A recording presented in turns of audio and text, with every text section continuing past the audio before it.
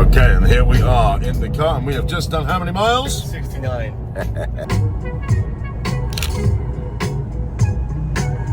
Safely arrived in Sheffield. Now immediately off to find the Lyceum, which I think I've just found.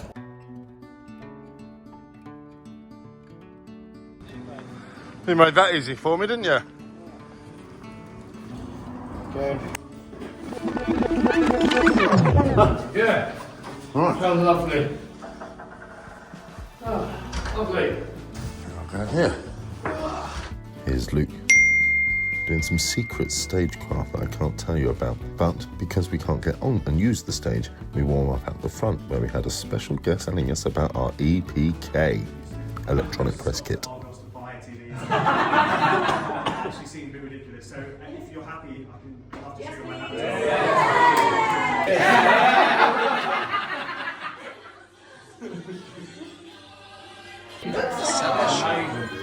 Looks so good.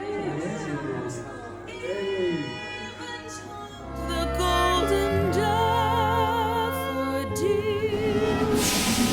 just flew in from the windy city. The windy city is mighty pretty, but they ain't got what we got.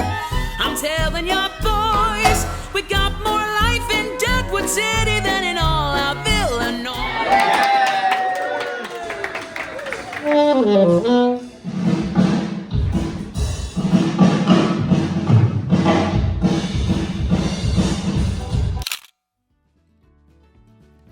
Oh, what a glamorous life we lead. Doing your washing on the floor. I have a steamer to get the wrinkles out of these. Burnt my leg recently. Oh, first ones that match. Boom. And they're gonna go into the suitcase, which then goes on the truck to the next place. I remember when I had to do my laundry in India, tie my socks after washing it in a bucket and a stick, having to tie my socks to the washing line because of the monkeys trying to steal them. This is at least a bit easier.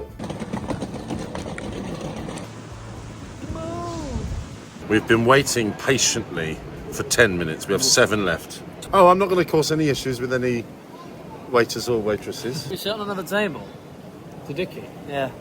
I'll wait until the food comes out before I come and sit with you, if that's all right. Have I been a dick? Not yet. Have we got our food? Yes, we do. And we're all sat next to each other. Oh, God. Look at this. You've done chicken, and we've done brisket with burnt ends. Don't know what that is. That's a Guinness. Yes. Did you enjoy your chicken? Did you think Ben enjoyed his brisket?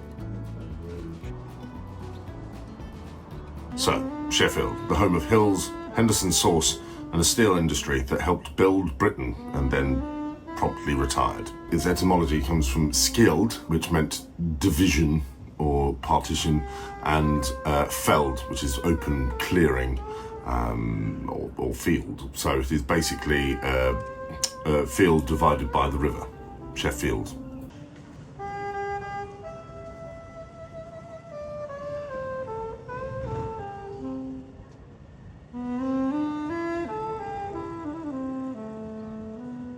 The place started as a place where the rivers Don and Sheaf met. It was destroyed in the Civil War, because of course it was. And then the locals rebuilt it because it's what they do. Now, the interesting thing about Sheffield is it made a wonderful discovery which has shaped its history to the present day. It discovered how to make fantastically high quality steel, a different version of steel than had ever been seen before. Benjamin created what is called a crucible. Now, in the crucible, you could melt it down at equal temperatures.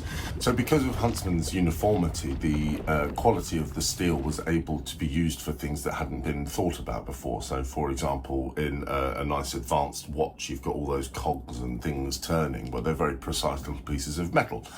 These were now an option that were not in the past. Cutlery. Who would have thought that, if you go back to the medieval times, an actual fork was the sign of the devil. You'd use your knife and your hand, and that is how you'd eat. Huntsman had created the foundation for modern day steelmaking. So what does England do? Of course, it starts to export the steel worldwide. Empire? Check. Industrial Revolution? double check. Sheffield, absolutely everywhere. By the 19th century, that was it. The skyline was factories, it was chimneys, it was smoke, it was steel, it was din, it was clacking, bang, bang, bang, bang, fires being forged, and possibly the occasional cough from a Victorian child. Who knows? Who knows? But of course, the steel was used for everything from buildings to weapons. Even the Empire State Building over in America has some Sheffield steel in it. But of course, because of its good use making weapons, Sheffield was targeted pretty heavily during the Blitz in the Second World War. And of course, the factories were running night and day, so you could probably see them from the sky. Bam, bam, bam, boom, boom, boom. Carpet bombs, and away we go. But, you know, Sheffield didn't win the war per se, but without it, would we have won at all? Because of the amount of product we were able to create, and good quality product that was, well, better than anywhere else in the world. So then we can fast forward to the 1980s. I have only one thing to say. You turn if you want to. The lady's not for turning. Everything's feeling great, everything's wonderful and grand. Margaret Thatcher comes along. No.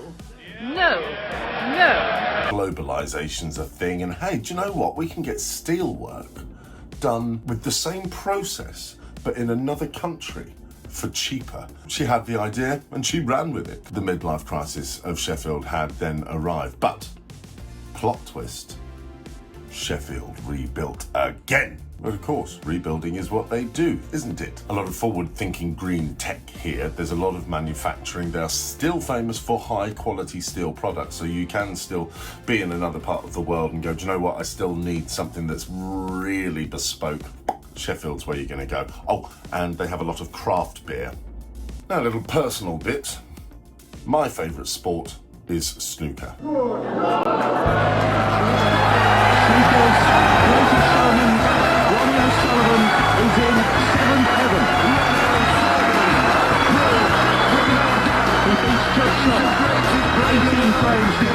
My favourite sportsman is Ronnie O'Sullivan, 7-time world champion. Is he going to get the 8th one? Well, if he does, that may happen at the Crucible Theatre. And it wasn't until I got here and learnt the history of Sheffield that I understand why the Crucible was called the Crucible. But I've heard about it for years and years and years. Oh, he will play the snooker, and I went, where's the white ball going? I shared that, watching that on the TV with my father. So of course I arrived down to the theatre, and I see the theatre there, but then all of a sudden, bang, there is the Crucible looking right at me. Unfortunately, there was no snooker on at the time, so I didn't get to bump into Ronnie or anything, but they do give us a 20% discount on coffee. So I've been there and done my writing for this. But Sheffield's story is Britain's story. From a small little settlement to a Bromdidnardian powerhouse of factories and steel. Economic casualty to creative phoenix. It's forged tools that have shaped our country, and now it's reshaping its own future. Oh, and of course, don't forget Yorkshire tea. I'm quite partial. I do quite enjoy it. So that about wraps us up for this episode. I hope you've enjoyed it. If you have, please consider doing the whole liking and subscribing thing. And our next stop is going to be Stoke, where we're looking to be walking into a bit of a heat wave, which is kind of ironic considering that they make clay pots in a lot of hot areas, and we're about to walk into a hot area. So I shall see you in Stoke. Where there is discord, may we bring harmony. Where there is error, may we bring truth. Where there is doubt, may we bring faith. And where there is despair, may we bring hope.